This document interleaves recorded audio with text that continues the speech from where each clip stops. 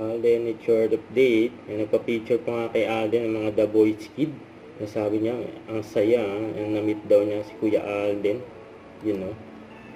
Sa ito pa yung IG story ni Alden. Yung mga may balak sumali sa tournament si Alden. Yan, ang cute pa nga na sticker ni Alden. Incredible Hook.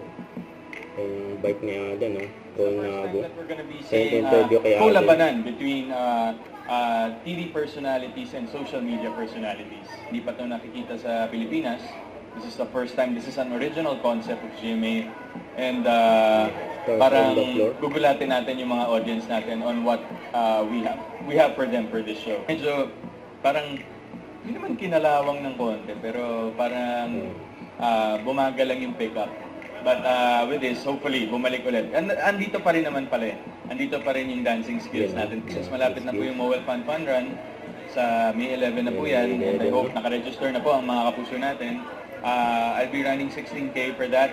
And in December, I'm gonna be running a half marathon. And hopefully, tinatrabaho ko na rin po ngayon to really get a slot for the Tokyo Marathon next year, which is March 1, 2026. So ito pa. And during All Out Sunday. So ito pa yung picture ni Alden. And during bench event, kung saan nakapagpa-autograph si Alden. Yan kay Sir Mihara. Yan, sana all. At yan pa, may 11 na fun run ng Mowel Fun. Let's camera. Don't forget to subscribe and click the notification bell for more updates. This is Richard the Action Vlog. Stay tuned for more videos. See ya.